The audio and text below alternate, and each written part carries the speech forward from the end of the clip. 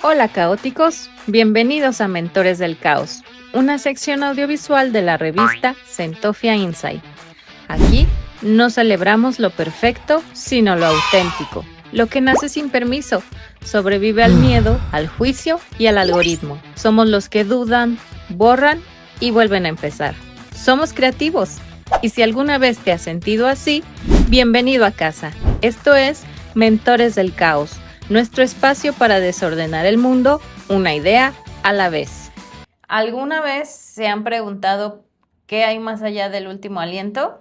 Desde el inicio de los tiempos, la humanidad ha buscado darle forma al destino del alma. Los que ascienden al cielo, los que descienden al inframundo, los que caminan eternamente entre sombras y luz. En este episodio viajaremos por los cielos e infiernos de distintas culturas, desde el Xibalba maya al Hades griego, del Valhalla nórdico al paraíso celestial, para entender cómo estos mitos siguen viviendo en nuestro imaginario moderno, porque al final los dioses cambian, las creencias evolucionan, pero el caos que habita en nosotros siempre busca un lugar al que regresar. Bienvenidos caóticos a este episodio número 8 de esta todavía Spooky Season de noviembre, mes de los muertos. Y pues prepárense para descender y ascender. Así que Brenda, bienvenida otra vez a el episodio número 8 y pues cuéntanos de qué vamos a hablar el día de hoy. De mi favorito. De las ciudades de los muertos, básicamente. Ok.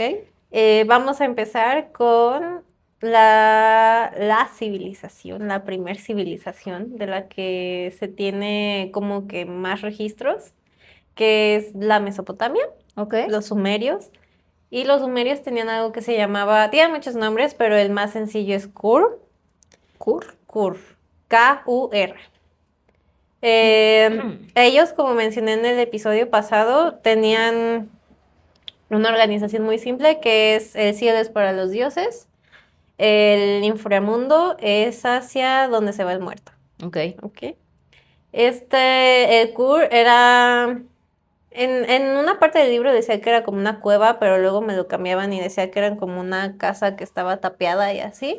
Entonces imaginémoslo más bien como simplemente una construcción que se va el muerto y cuando llega el muerto se cierra, se sella con polvo. Ok. Está a una distancia relativamente corta de la superficie. Ujú.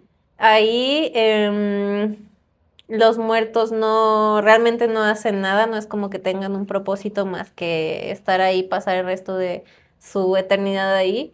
No es tanto como que sea un descanso, sino que simplemente los sumerios pensaban que era como pues lo que seguía después de la vida. Ok. Y creo que tú mencionaste, no recuerdo si fue con los mexicas o con los mayas, pero es este concepto de pues la vida es para vivirse y lo que sigue no tiene valor, ¿no? Ellos no tenían como que una idea de lo que seguía después de la vida como algo mejor o algo más importante, ¿no? Simplemente pues era como de que El lugar de descanso, ¿no? lo relevante es mientras estás vivo y cuando te Ok. mueres ya valió, Bye. ¿no? El alimento era polvo, o sea, todo Ok. polvo porque te conviertes en polvo, entonces todo es polvo y ya no hay nada más. O sea, es que de Ok. verdad para ellos era ya no hay nada más. Se cree que algunos familiares podían vertir líquidos sobre la tierra donde se enterraba el muerto y esto de alguna forma era como tal vez mejorar o asegurarse de que tuvieran como algo que beber, ¿no? Ok. Pero no se veía así como de que tan obligatorio, solamente lo hacías así como de que, te tocó agüita. No hay jerarquía social dentro de las personas que se mueren. O sea, las personas todas son iguales y los únicos que están por encima son los dioses. Ni rituales funerarios, no hay nada más que una versión insípida de la vida sobre la tierra. Ok. Lo que te decía, ¿no? Lo que tiene valor es lo que pasa mientras estás vivo, cuando te mueres tienes una copia de lo que solías tener, pero no es lo mismo, ¿no? Y te daba como esta motivación de, pues disfruta mientras estás vivo, ¿no? Porque no va a Ok. haber otra. Luego pasamos a mis favoritos. Bueno, tengo muchos favoritos, pero el antiguo Egipto, como mencioné también en el episodio pasado, me parece muy fascinante en cuestión a sus rituales funerarios, porque la sociedad de Egipto estaba construida alrededor de la muerte. Ujú. Lo que esto significaba era que todo lo que conseguían en vida lo contemplaban únicamente pensando en que se lo iban a llevar consigo cuando murieran. Ok. Entonces, la mayoría, es por eso que la mayoría de objetos como que rescatados de las excavaciones y todos los proyectos arqueológicos usualmente son objetos que están dentro de tumbas. O sea, Ujú. es muy raro que se encuentren cosas que no hayan sido enterradas con un difunto, ¿no? Todo usualmente se llevaba el difunto. Am, ya que se creía que pues que las riquezas que se acumulaban todo se iba a ir intacto. Ok. Todo, ¿no? Por eso también había personas que enterraban a sus mascotas con ellos, ¿no? Porque era Ya. como de, se va a ir conmigo. Nos vamos todos. Sí, nos vamos todos. Am, unos de los objetos más comúnmente encontrados en las tumbas son los ushepti. ¿Qué Son son? estas estatuillas Ah, ya. usualmente son dioses Ujú. chiquitos. Dependiendo de tu presupuesto, era la cantidad de Ushepti que te puedes llevar. Entonces, por ejemplo, en la tumba de Tutankamón Ujú. había muchísimos monitos, pero muchos se ven que están hechos. De Tutankamón es una cosa muy interesante, ¿no? Porque él, al parecer murió de forma Repentina, ¿no? repentina. Y esto era un pedote para la sociedad porque se planeaba con Con mucha anticipación anticipación. con esto porque se ocupaba la tumba. Y en la tumba iban a pintar como lo que querías que hubiera en la vida siguiente. Te pintaban como, no como viviste, sino como quieres vivir, ¿no? Ok. Tenían que hacer esa pintura. Tenían que hacer tu sarcófago. Dependiendo de tu presupuesto, era si era un sarcófago de madera o de papel, o si era nada más te enterramos y ya Y ya. quedó. Los faraones eran los únicos que tenían un sarcófago doble, que era el de madera y luego el de oro. Ok. Ajá. Y las máscaras también. Ajá. Hay una cosa muy interesante cuando se mezclan los egipcios con los romanos, Ujú. que es esta, me parece que es la civilización de los, ay, quizá me estoy equivocando, creo que es la Ptolemaica, pero podría estar equivocada, pero es cuando se mezclan esas dos culturas. Ok. Estas máscaras pasan a ser más como retratos y son retratos hechos como con cera y pintura y Ujú. son la cara de la persona, ¿no? Ya. Y se enterraba junto con las tumbas. Pero básicamente en Egipto ahorrabas para morirte a gusto. Ok. Y estos ushepti que te ponían eran sirvientes que en el momento en el que tú empezabas tu viaje por el Duat, iban a cobrar vida y te iban a ayudar como a hacer este viaje más llevadero, ¿no? Ok. Entonces, eran tu guía o sirvientes, que también hablamos en el episodio pasado de cómo siempre hay un guía, Siempre hay ¿no? alguien que te guía. Algunos piensan que el concepto que tenemos los católicos y cristianos del infierno Ujú. viene muy influenciado por lo egipcio, ya que la descripción como de la Duat o de, sí, los pasajes que se recorren en el Duat eran estos lugares con olores fétidos, que tenían llamas, que hace calor, que hay criaturas como demoníacas. Obviamente ellos Ok. no los llamaban demonios, pero eran estas criaturas que te hacen como caer en la tentación o que te tratan de engañar, que su propósito es como de que no alcances a llegar a este mundo de los muertos que es el Aru. Ujú. Em, y es como un concepto muy de que hace calor y está feo, ¿no? Entonces Ya. como que se cree que de ahí salió como el concepto del infierno. Y me hace sentido también porque usualmente cuando los cristianos querían hacer un concepto de algo malo, se inclinaban mucho a usar religiones contrarias, para así cuando la gente se acercaba como a estas otras religiones y reconocía como ciertos aspectos de su propia religión en esas, decían, ah, esta religión pagana es malvada porque tiene estas características que en mi religión son relacionadas con lo malo, ¿no? Por eso, por ejemplo, cuando se habla del dios Pan, alguna gente es como de que es que estas cosas paganas del diablo porque tiene la cabra y todo eso, ¿no? Ujú. Pero en realidad es al revés, es que los cristianos agarraron eso para meter miedo desde el principio y así asegurarse de que la gente no se acercara como que a otras religiones. Ya. Y más porque el cristianismo empezó muy fuerte con los romanos. Ujú. Entonces, los romanos y los nórdicos, pero sobre todo los romanos fueron los que lo expandieron más porque fueron los que conquistaron más territorio. Y es muy lógico que al conquistar más territorio, como con los españoles, pues que agarraron personajes de la mitología mexica y todo eso y las villanizaron para decir así como de, esto que tus ancestros decían que era bueno, en realidad es un Es malo, demonio y ya. así, ¿no? Pero bueno, eh, el viaje en el Duat era este río, te digo, era un río también, pero era un río como caliente. En total oscuridad, donde la persona enfrentaba varias pruebas de estas criaturas que te digo que cuyo propósito era como engañarte y ver si podías caer como en tentaciones. Y al final llegabas al salón MAT, MAAT, Ok. donde se realizaba la ceremonia del pesar tu corazón en Ah, en contra la de la balanza. pluma. Y esta ceremonia la hacía Anubis, que es este dios con la cabeza de perro. Ya, ajá. ¿Sí es ese? Creo que sí. Espero que sí. Espero no estarme equivocando, porque lo confundo con Osiris de repente, pero según yo Osiris es un pájaro. Y Anubis es el del ¿Sí perro. va? Dice Ah, Basti. entonces Anubis ponía, y Anubis es, digamos, se le podría ver como aliteración del diablo en cuestión de que él es el que hace el juicio Ujú. y él pone el corazón y si el corazón se queda a nivel de la pluma es que no cometiste crímenes de Fuertes. grandes, ajá. Y son muy parecidos a los pecados que tienen los cristianos, ¿no? Hay ciertas menciones de no mataste, no hiciste que nadie matara por ti, no le quitaste la comida a un niño, no robaste, etc., ¿no? Son como muy a la Parecidos. par. Entonces, si estaba equilibrado, se te podía pasar al reino de Osiris, que es este dios con la cabeza de pájaro.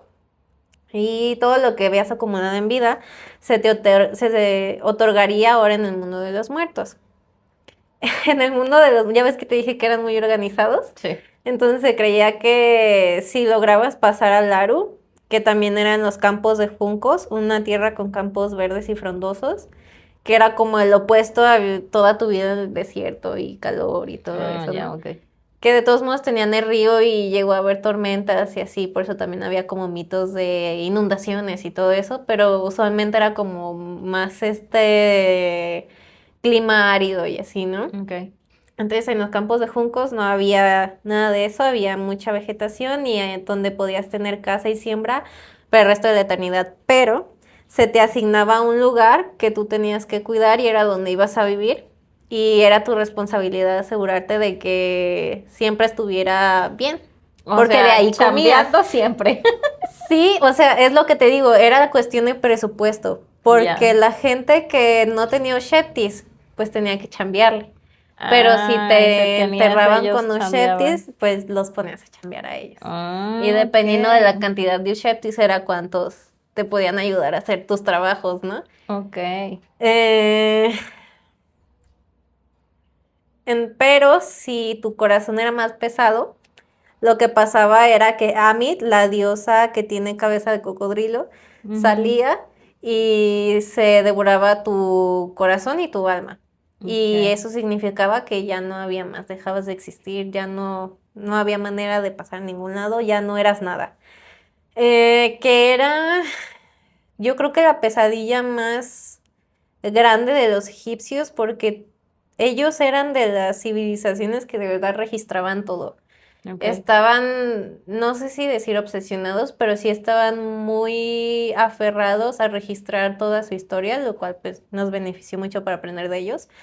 Tenían su escritura, en sus mismos palacios escribían. Hay una pared dentro del templo me parece que es el templo de Osiris.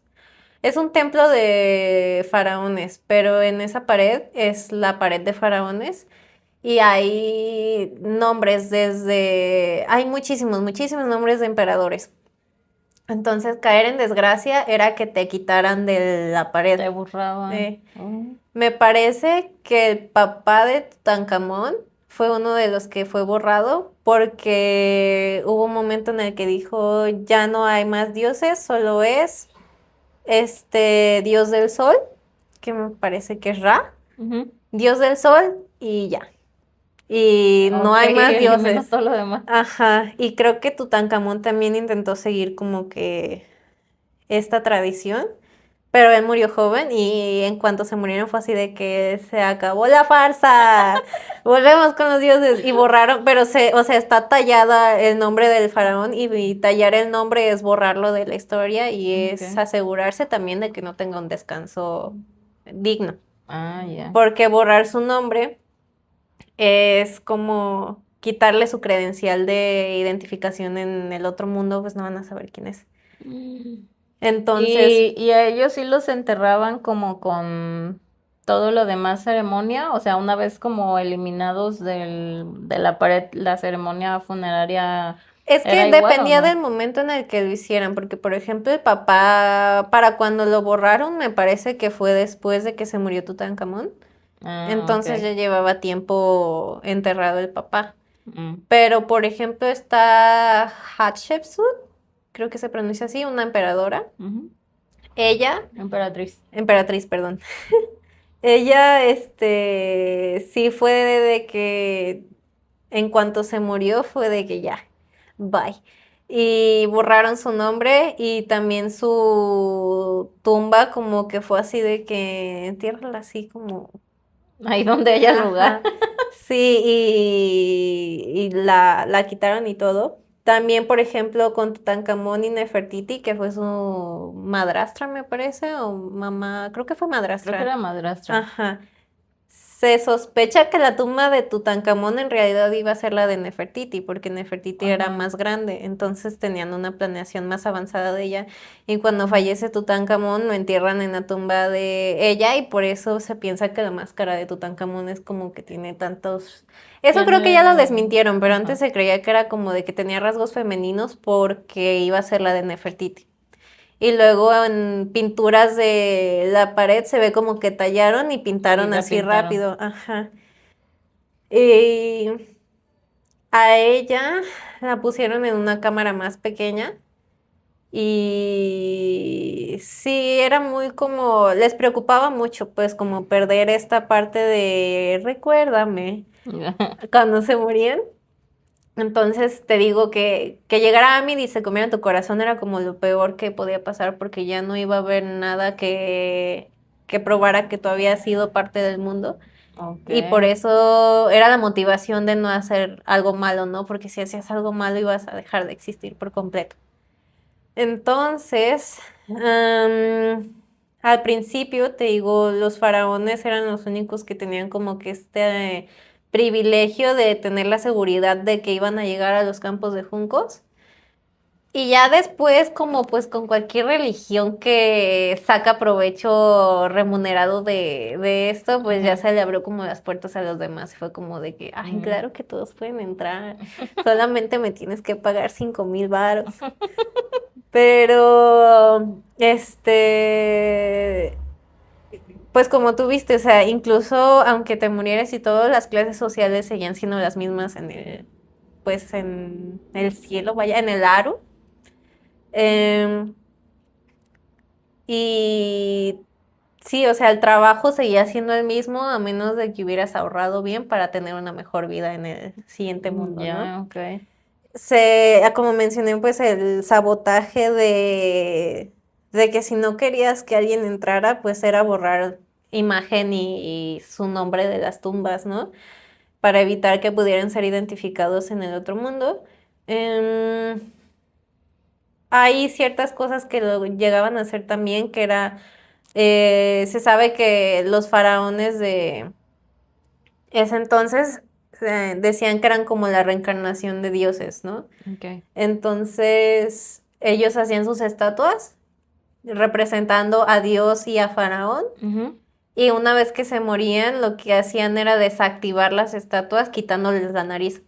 Entonces por eso hay Ah, tantas por eso les estatuas, quitaban la ajá, por eso nariz. hay tantas estatuas que ahora se Ah, desentierran que no tienen nariz porque las desactivaban así y como decían, el truco de los niños, se quitan la nariz. sí, porque era esta creencia de, pues se murió y si lo siguen adorando, pues es como decir que ahora él es como un dios, ¿no? ¿Y por qué la nariz? ¿Nomás? Por el rostro, o sea, Ah, era porque como hacen... quitarle la identidad, vaya. Ah, O pues sí, sea, era como, podría ser. era la manera como más rápida de quitarles la identidad, pues le tumbas la nariz y ya no tiene la forma de la Pues cara. sí, ¿no? De hecho, digo, y poniéndolo en perspectiva con el mundo moderno, una operación de nariz, Sí o cambian sea, mucho te las cambia la facciones, cara por sí. completo. Yo creo que lo hacían más por practicidad de que era lo rápido tumbar la nariz, pero sí, o sea, se desactivaba la estatua y era como de que se va a quedar la estatua, pero ya no tiene como ese poder de adoración porque le tumbamos el rostro, entonces ya no tiene rostro, ya no tiene identidad. Oh, Y wow. ahora es adorar al siguiente emperador con su siguiente dios seleccionado, ¿no? Ah, ok. Am, Como te dije en el episodio pasado, ellos tenían todo un negocio de funerarias, Ujú, que eran las que, obviamente está la ciudad de los muertos ujú, en Egipto,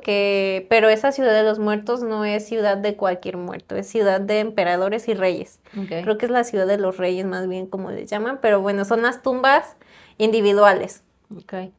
Hay otras zonas que son como criptas, vaya. Ujú, Y en estas criptas enterraban a muchísimos. ya.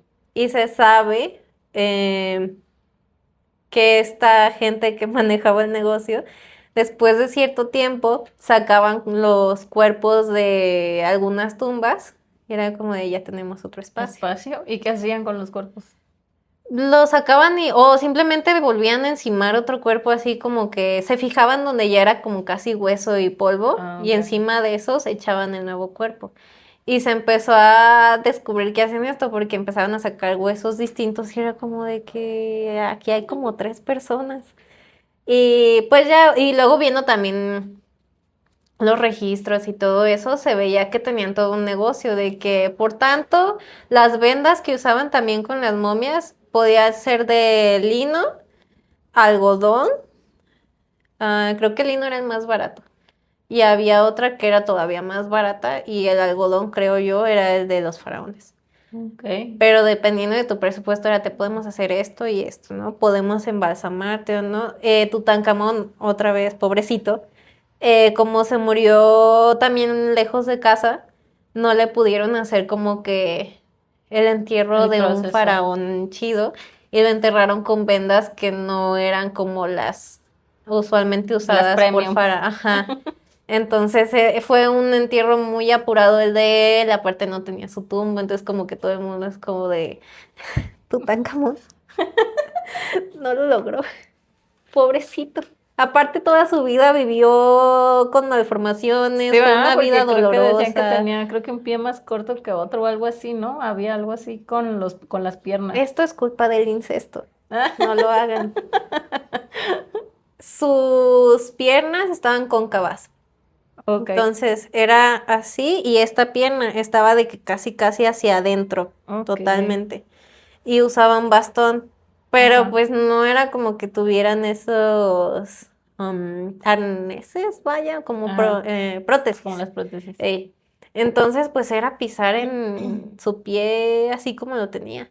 La cadera la tenía, le llamaban como una cadera más femenina porque estaba más como, estaba sotaco, vaya, Ok. que tenía un cuerpo así como medio tamboncito Ajá. y el pie estaba muy metido y aparte sí estaba como disparejo porque pues estaba como con una pierna. Entonces toda la vida la pasó con dolor. Ajá. Se murió como a los 19 años y Sí, luego se se murió chico. muere lejos de casa porque estaba en batalla, entonces ni siquiera lo pueden enterrar como se debe y ni siquiera le dan una tumba. Entonces, milagro si llegó a Larus, si no, este, espero que esté bien donde sea que esté. Pero sí, te digo, era todo un negocio en el que era como de que también ubicas estos botecitos que estaban al lado de los sarcófagos que Ujú. tienen cabecita de los dioses. Ajá. estos botecitos estaban dedicados a meter los órganos de las personas. El corazón tenía su propio bote, el hígado, etc. Todos tenían sus botecitos. Y los ponían dentro de la tumba, pues porque era importante que llegara Con todo, ¿no? todo. Ajá. Pero por los mismos avances que ellos habían tenido en medicina, no sé si llamarlo medicina o ciencia, no sé, pero o sea, se sabía que no podían momificar con los órganos dentro, ¿no? Entonces su solución fue sacamos los órganos, los sellamos porque sellaban en los botes con cera Ajá. y lo ponían al lado de las tumbas y entonces ya solo quedaba el cuerpo dentro de. Y Ujú. lo mismo era de que como no podemos deformar el cuerpo porque es importante que llegue aún pareciéndose a la persona, fue cuando enseñaron a los... Y era todo un negocio, te digo, les enseñaban a cómo sacar el cerebro por la nariz, hacían un corte que también es una cosa muy interesante, este corte debajo de la costilla, Ajá. y por ahí sacaban todos los órganos. Entonces tenía que ser un corte muy específico de que ya sabían qué zona del cuerpo era la correcta para poder alcanzar todos los órganos. Ok. No habrían, no hacían grandes cortes, o sea, era como, me imagino como un corte a lo mucho así de grande para poder meter la mano y sacar todo. Y era todo lo que hacían, todo el cuerpo, todo lo demás se quedaba intacto. Algunas veces les quitaban los ojos para ponerles como de jade o así, pero Ujú. creo que los ojos también se los dejaban.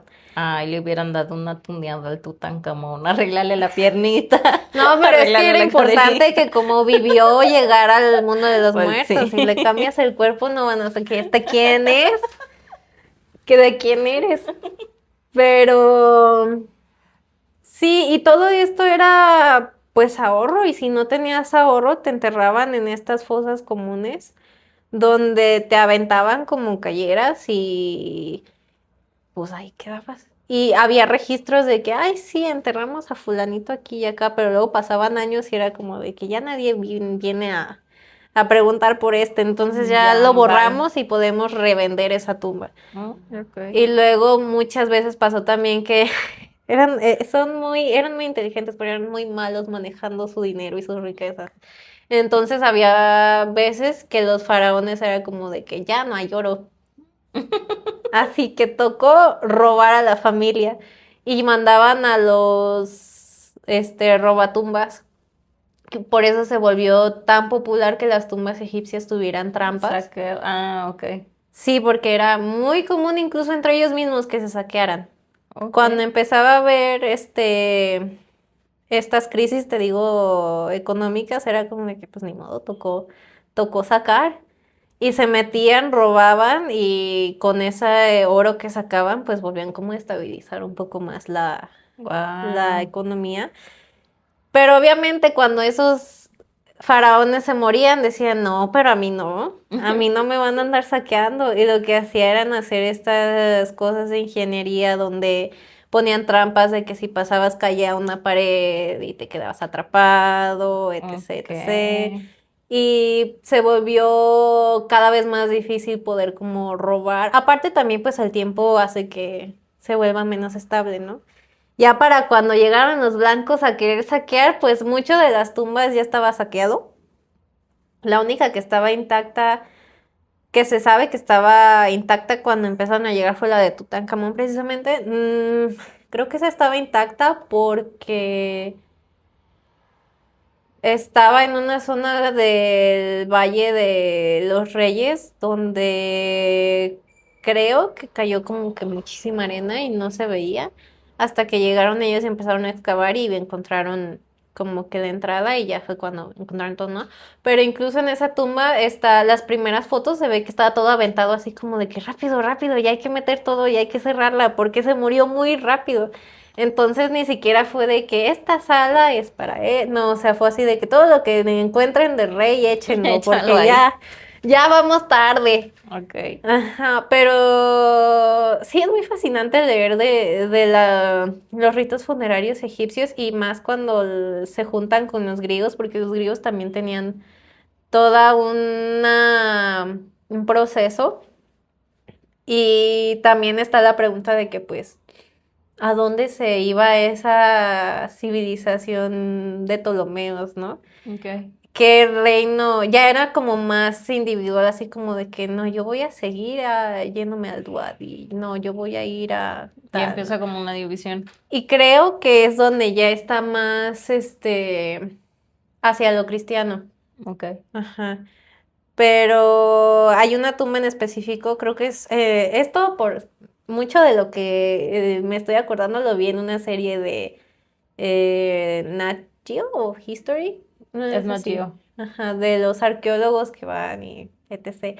Pero ahí encuentran una tumba de la época de los romanos con los egipcios y luego se ve la diferencia, o sea, sacan la tumba y está pintada por fuera con flores y así, es de madera. Y luego, pues es como de que esta tumba no es egipcia. Y ya, dentro vienen figurillas de como Sheptis, pero están un poco más cambiadas, vienen dracmas, entonces es como muy interesante ver cómo Empieza a ser se como el empieza. sincretismo, ¿no? Que Ajá, ya mencionamos antes. sí, sí, sí. Y bueno, hablando precisamente de los romanos, está el Hades de Grecia y los campos de Roma. Lo dividí así porque el Hades es ya mencionado por los griegos. Luego los romanos son un poco más idiáticos, entonces ellos ya querían tener como algo más elaborado, ¿no? Okay. Entonces, te mueres, te ponen la moneda debajo de la lengua, te entierran. Las tumbas de los griegos y romanos también son una cosa muy interesante porque a ellos les gustaba poner, son los que empiezan a poner epitafios. Ah, okay. Entonces a ellos ya les gustaba poner de que aquí yace fulanito, le gustaba tal cosa y así, ¿no? Tendían mucho como a este tema también Son muy del poetas, protagonismo, ¿no? sí, Y sí, son muy el románticos. drama y el Dejarán de romance. ser románticos, ¿no? Pero, ajá, o sea, ellos ya empiezan a hacer estas, ¿cómo se les dice?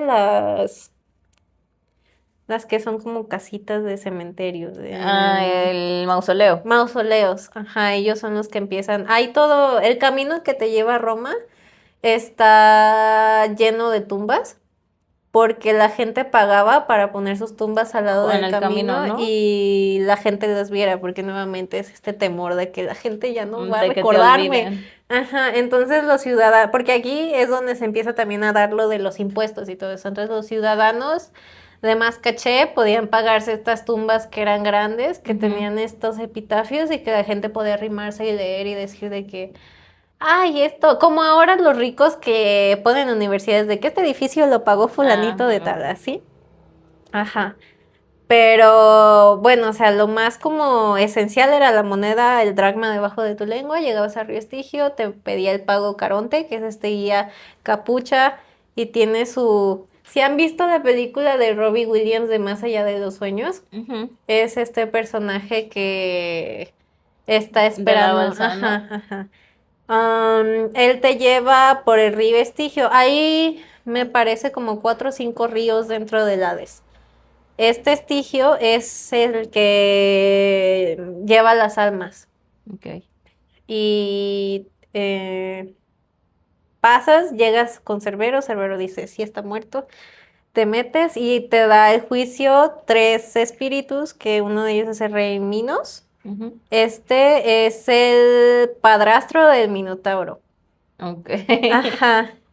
Si la gente ubica los mitos, es el esposo de la señora que Zeus maldice para enamorarse de un toro y es la mamá del Minotauro y es la que hace el laberinto. Y Okay. luego llega, me parece que Teseo a ese lugar y es todo ese mito, pero Minos es uno de los jueces.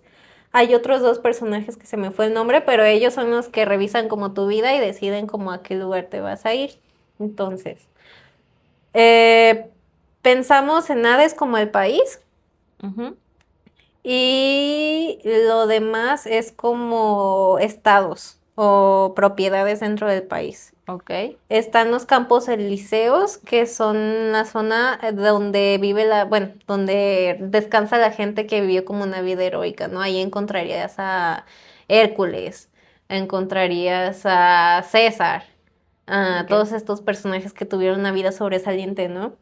Luego están los campos de lamentaciones, que al parecer eran como estos lugares que descansaba la gente con amores no correspondidos, que toda su vida habían pasado Mm, lamentándose por no haber sido correspondidos. Ahí encontrarías a Temach. Y en los campos de Asphodelo era donde estaba la gente que no hizo ni bien ni mal, que existió y se conformó con eso por no y, existir. ajá, sin pena ni gloria. Fuera de estos campos, ya en las zonas como del Hades general, son los campos de castigo. Ahí verías a Sísifo, el de la piedra. Ujú. Ahí también encontrarías a Tántalo, que es el que no puede comer ni beber, pero está dentro de como de un lago y tiene un árbol de manzanas arriba de él. Y si quiere una manzana, la manzana se va haciendo más hacia arriba, si lo alcanza, si quiere beber y se agacha, el agua se va bajando, entonces es su Ok. castigo. Me parece que lo castigaron así porque engañó una vez a los dioses para que comieran carne humana y Ah, se ofendieron y fue así como de, así perro. Entonces, para los castigos más severos estaba el tártaro. ok. El tártaro es el lugar de los monstruos, Ujú. donde encontrarías las cosas así, las criaturas como cíclopes, todo Ah, eso. ya. Y donde estarían como los criminales más feos, ¿no? Ok. Donde seguramente estaría Nero, Calígula. Bueno, dependiendo de cómo lo vean, ¿verdad? Porque Calígula pues era un emperador muy romano, pero a nuestros estándares era un hombre bastante malo. Ok. Em, Ahí también hay reencarnación, no sé si la gente sepa, pero los griegos también, los romanos y griegos creían también como en la posibilidad de reencarnación. Si deseabas hacerlo, estaba otro río que es el Lete. El Lete lo bebías, te olvidabas de todos tus recuerdos de esta vida y entonces ya podías renacer como un alma nueva. No. ¿Y la opción era tuya? Sí, me parece que sí, que era como de que, la verdad, si leyeron Percy Jackson, estar en el río, tener la opción de beber el río Lete, creo que se lo daban como a los que podían entrar arriba de los campos de Asfodelos. Mm, Creo que los que van a los campos de Asfodelos, bueno, en Percy Jackson creo que no podían beber del Lete los que tenían como ni bueno ni malo, los que habían hecho como algo heroico ok. eran los que Tenían la tenían la posibilidad. posibilidad, ajá. Pero veto a saber, ¿verdad? También está como muy mezclado de ellos. Luego llegamos al Valhalla y Hel, que ya lo había hablado en el episodio pasado. La vida de un vikingo era guerra y la muerte también.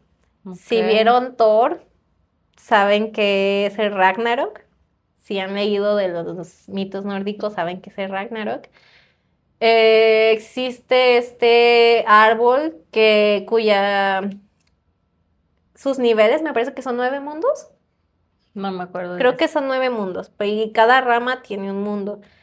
Em, y cuando mencioné que pues para ellos no era tanto el hecho de que había un nivel para los muertos, sino que más bien es como distinto, como que todos estos mundos convivían y eran como distintas dimensiones. Ok. Entonces, Asgard está en la parte de arriba, luego está Midgard, que es la tierra de los mortales. Helheim es donde está Hel y está abajito. Ujú. Am, bueno, pero concentrándonos como en el Valhalla, es este lugar de los guerreros que mueren muertes heroicas y se lo llevan al Valhalla, que es como este salón de festines, a montones, se Mm, bebe, pero también se practica mucho para el Ragnarok. Entonces es ok. estar peleando y peleando y peleando y si te matan, al día siguiente estás otra vez regenerado y es otra vez pelear y pelear, estar entrenando, tiene cuartos infinitos, es como de que no hay fin para el Valhalla porque siempre está llegando gente. Ujú. La comida misma también se regenera, es un jabalí, me parece que tienen que cazar, lo matan y luego se lo comen y se esperan a que se regenere y otra vez lo tienen que cazar, lo matan. Ok. Lo nórdico también es como muy Muy cíclico. cíclico. Ujú. Pero bueno, todo La mitología nórdica en cuestión de la guerra es preparación para el Ragnarok, que es el fin del mundo, ¿no? O bueno, es un fin, es el momento en el que los dioses nórdicos van a perder Okay. y va a iniciar como otro nuevo reinado, pero que ya no nos va a concernir porque los humanos están atados a los dioses nórdicos, entonces en cuanto pierdan, se acabó para nosotros también, ¿no? Okay. Y así como está el Valhalla para los guerreros valerosos, Hel es el lugar de los cobardes. Nada más que aquí Hel, a pesar de que tiene nombre como de parecido a infierno en inglés, es frío y es gobernado por la diosa de la que ya había hablado en el otro episodio, que es la de que tiene la mitad de la cara en descomposición y la otra cara normal. Y es conocida por ser esta gobernadora como inflexible dentro de Hel. Se pasa hambre, no hay comodidad y te la pasas chambeando en hacer los barcos de Loki, que luego Okay. Loki va a llevar hacia Midgard, me parece, si no es Midgard es Asgard, donde se va a pelear el Ragnarok para convertir a los dioses nórdicos. Pero estos barcos se hacen con las uñas de los muertos. Ay, ok. Entonces, además de que tú tienes que chambear en hacer el barco, se hace con el mismo cuerpo del muerto. A diferencia Ok. de el Valhalla, donde pues solamente eres un guerrero más de Odín y ya pues te la vives pachangueándotela, pero también muriéndote a cada rato, ¿no? No dicen si te duele o no, pero me imagino que tampoco es tan divertido como que te estén cortando la cabeza. Ahora, si leyeron Magnus Chase, que también es de Percy Jackson. Ahí te hablan de que hay otro mundo de muertos que gobierna Freya. Freya es también una diosa gemela, su gemelo es Frey, y los dos son como dioses de la naturaleza. Freya es una diosa de la naturaleza y la fertilidad y también como de la paz. Los dos son dioses pacíficos. Ok. Su animal son los gatos, me parece, una especie de felinos, pero en el mundo de ella vive la gente que es como más amor y paz. Más hippie. Ajá, entonces ni cobardes ni valerosos y es la gente que dice como de que yo sí quiero descansar. Eso es lo que yo leí en Magnus Chase. Ahora, cuando investigué, dicen que no se sabe muy bien si sí era como ese concepto, porque la cosa con los nórdicos es que sus historias eran orales. Ellos no ¿No hay tenían registro? hay ciertos registros, pero son un poco más avanzados, no del momento, porque en Ok. el momento era muy contar la historia alrededor de la fogata, después de que ¿La arrasaban con pelea? un pueblo completo y lo quemaban y se robaban su comida, se sentaban a gusto en la fogata y decían, ahora vamos a hablar de los dioses. Ok. Entonces no se tiene como mucha información acerca de estos mundos, pero, o sea, se sabe que eran mundos donde no se veía como que estas personas estuvieran en un lugar como inalcanzable, ¿no? O sea, todo convivía, todo estaba como en tu mismo nivel, Ok. solamente era como yo lo veo como dimensiones, vaya. Lo veo un poco como interestelar, donde se conectan los mundos Ok. y dependiendo de la rama en la que te subas, porque también está el mundo de los elfos, que es Elfheim, y el mundo de los, quiero decir enanos, pero no sé si se traduce a enanos, pero es otro mundo donde también hay otro tipo de criaturas y luego está el mundo de los gigantes. Ok. Hay otro mundo que también es como, creo que el de los gigantes es el de hielo que está cerca de Helheim y hay otro mundo que también es de fuego y así. Entonces es como, todo estaba en el mismo árbol y debajo está esta serpiente que también es un símbolo como muy, muy interesante en varias culturas. Ujú. Y sí, o sea, me parece que de los nórdicos es muy interesante cómo ellos veían esta coexistir pues también de cierta forma con la muerte, ¿no? Así como de que pues no, realmente no me voy a ningún lado, solamente voy como al siguiente nivel para prepararme a otra guerra, ¿no? Eran muy, muy bestias, pero muy divertidos. Ok. Pues sí, está súper interesante y vemos, pues sí, muchas cosas que se repiten, ¿no? Este tema de lo cíclico, el simbolismo, que seguimos usando muchas cosas hoy en día. Y bueno, de lo que yo voy a hablar son de los cielos e infiernos de India, los orientales y los mesoamericanos. Y pues vamos a empezar con los de India o la antigua India. Desde tiempos inmemoriales, la India imaginó un universo que respira también muy parecido a lo nórdico en múltiples planos. No existe un solo cielo ni un solo infierno, sino 14 mundos, que son 7 superiores y 7 inferiores. Y a esos planos ellos les llaman, creo que se pronuncia locas o yokas, y cada uno vibra a una frecuencia distinta del alma, ¿no?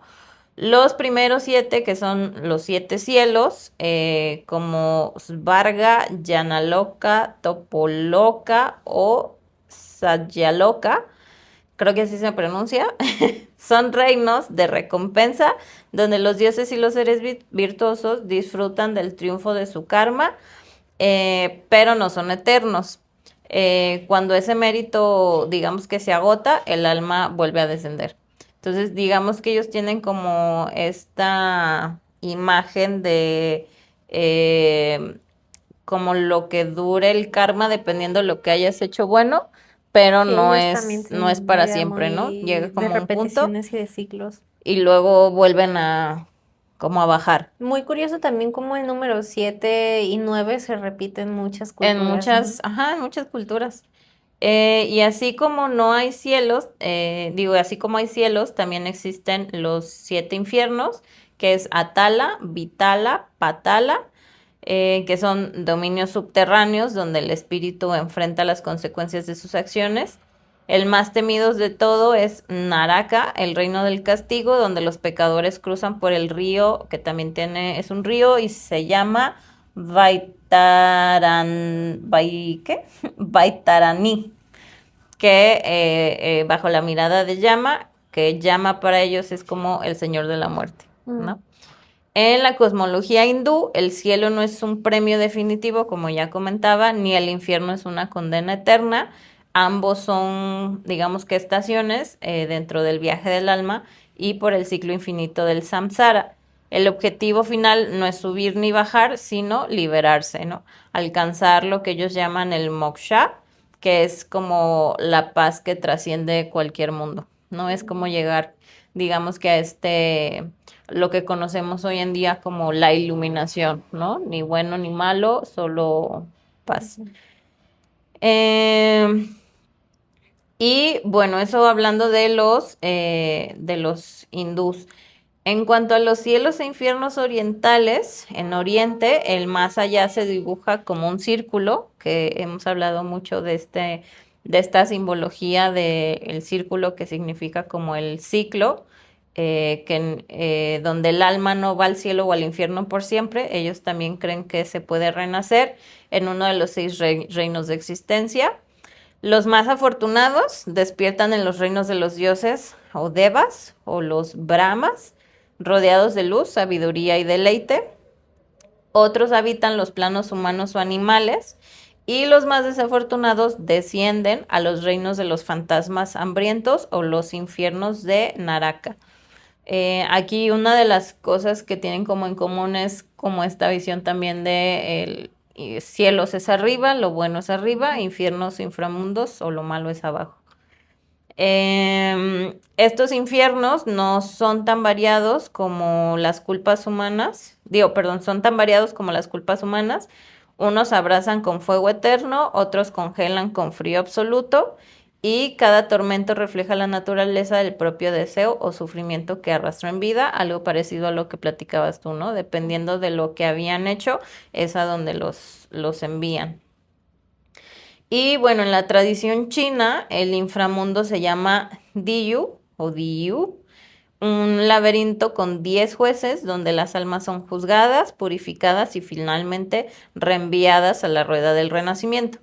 El budismo también enseña que ni el cielo ni el infierno son moradas eternas. Ellos también creen que es algo de una etapa, son estados transitorios del ser, reflejos del karma, y el verdadero objetivo es despertar, romper el ciclo, salir del Babachakra,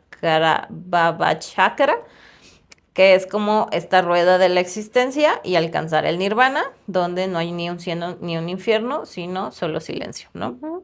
Aquí pues también vemos algo muy similar en cuanto a este tema de ni el cielo es para siempre, ni el infierno es para siempre. El objetivo, digamos, final de estas dos culturas es llegar a un estado como de iluminación, de paz y de silencio, ¿no? Donde no se juzgan, donde no hay ni bien ni mal, solamente digamos que un estado, eh, pues, ¿cómo lo decimos? Como etéreo de existes, pero, Volverte parte del ajá, como cosmos, volverte vaya. parte de todo. Y por último, pues tenemos los inframundos y cielos mesoamericanos. En Mesoamérica, como ya lo vimos en el capítulo anterior, el universo también está dividido por niveles, 13 cielos arriba, 9 inframundos abajo. Esto depende de las culturas, pero bueno, está el mundo de los vivos, que está como justo en el centro de estos niveles. En lo más alto se alcanzaba el Omeyacán, del que ya hablamos al inicio con Mictlantecutli, que es donde están Quetzalcóatl y Huitzilopochtli, donde moraban los dioses creadores, que era como lo más parecido que ellos tenían a, digamos, un cielo, el Omeyocán. Luego están los 13 cielos, que representan distintas capas del cosmos, y cada una es regida por una deidad y un elemento del orden universal, lo mismo que pues hemos platicado, ¿no? No es como en la religión católica, que es Dios y diablo, sino que aquí cada nivel tiene como un dios o una deidad encargada, dependiendo de lo que hayas hecho. Debajo de la tierra, en la oscuridad del Mictlán, comenzaba el viaje de los muertos, que era un trayecto de 9 pruebas también. Volvemos a la numerología. Aquí lo ponían como montañas que chocan, cuchillos de obsidiana, vientos que cortan, ríos de sangre, que era como una serie de pruebas que quien fallecía tenía que pasar para, una vez que la superara, podrían llegar a lo que era ya el Mictlán, a presentarse con Mictlantecutli y Mictecacihuatl, que eran los señores del inframundo, ¿no? Entonces, según su visión, pues tenías que pasar por estas pruebas que eran un poco parecido a lo que hablamos con las otras dos, como de purificar el alma para llegar como al Mictlán. Y aquí el destino pues no dependía de la moral ni del pecado, sino de cómo morías, tal cual. Los caídos en batalla ascendían con Tonatiuhichan, que es el paraíso del sol. Las mujeres que morían en parto, como ya lo dijimos, con Cihuatlampa o esta Cihuacoatl, sí era Cihuacoatl, ¿no? La que decíamos que hoy en día es como el mito de la Llorona, junto a las deidades femeninas. Los ahogados al Tlalocan, que es el paraíso acuático del dios Tlaloc. Y pues la muerte no era castigo, sino transformación. Cada alma encontraba su lugar en el gran tejido del cosmos, y entre los cielos luminosos y las sombras profundas del Mictlán, pues era como esta idea también de hacerse uno con. Y pues como ya lo vimos, en cada cultura, el cielo y el infierno son reflejo de lo mismo: nuestro miedo a la oscuridad y nuestro deseo de regresar a la luz. Tal vez el más allá no sea un lugar al que vamos, sino un mapa que llevamos dentro. Un mapa donde el alma viaja entre ascensos y descensos, aprendiendo que la luz no existe sin la sombra y que el caos es el terreno donde ambas se encuentran. Así como los 13 cielos y los 9 infiernos mesoamericanos representan los múltiples niveles del cosmos, también nosotros habitamos nuestros propios planos internos, momentos de claridad, oscuridad y equilibrio. Porque al final el caos no es desorden, es el espacio donde la dualidad se reconcilia, donde el alma recuerda que subir y caer es parte del mismo camino.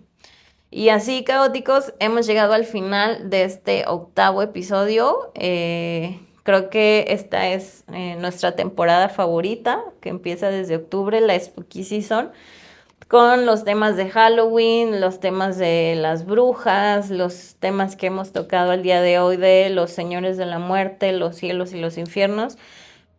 Creo que para al final darnos cuenta que, como lo hemos comentado al inicio, todas las religiones y las ideologías parten de lo mismo, ¿no?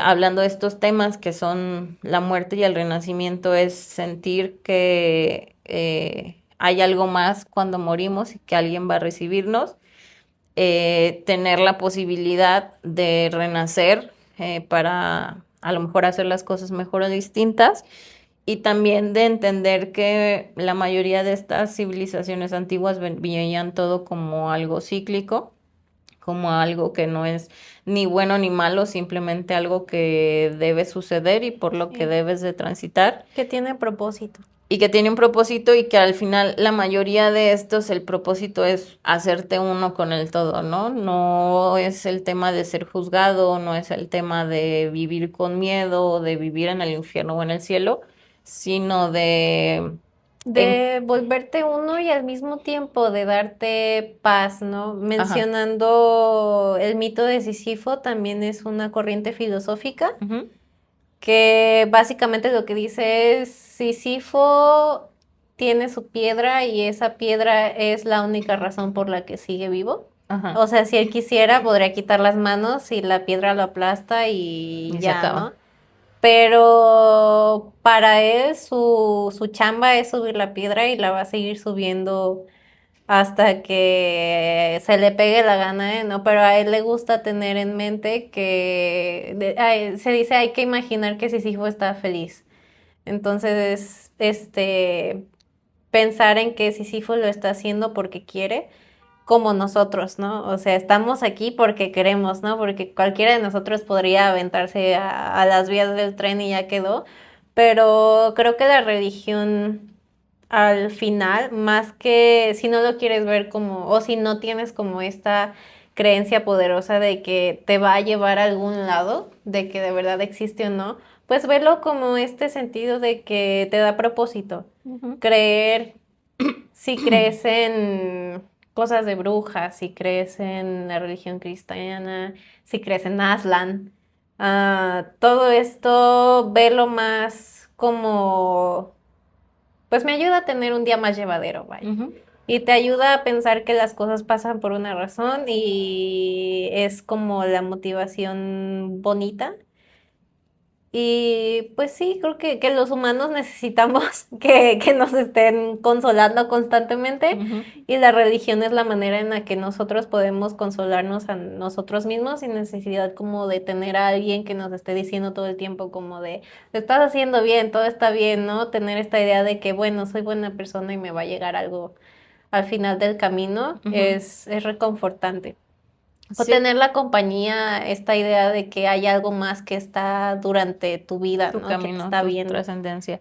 Y pues también recordar, como lo mencionábamos en el episodio pasado, que pues de alguna forma u otra no hemos olvidado a nuestros dioses ni a nuestras deidades. Simplemente ha habido un sincretismo en donde hemos encontrado la manera de que sigan con nosotros en los altares de muerto, en las festividades de cada cultura, para honrar a sus difuntos, o incluso honrar, no sé, época de cosecha. Entonces, al final del día, aunque pensemos que estos dioses y que todas estas deidades ya no existen, pues sí siguen existiendo dentro de cosas que hoy vemos como muy cotidianas y muy mundanas, y pues lo único que sucede es que han evolucionado el simbolismo, pero si te vas a la raíz, pues sigue siendo lo mismo, ¿no? Honrar a las deidades de la vida y la muerte, y pues eso, que siguen aquí con nosotros. Entonces, pues eso es todo, caóticos. Esperamos que les haya gustado este episodio número 8 y nos vemos en el siguiente. Bye. Gracias por escucharnos en este episodio de Mentores del Caos, una una sección audiovisual de Sentofia Insight. Y si te gustó esta conversación, comenta, comparte, dale like y síguenos en nuestras redes sociales que aparecerán en la cajita de descripción para seguir conectando con más historias que desordenan lo visual para descubrir lo que realmente importa. Nos vemos en la próxima edición. Bye, caóticos.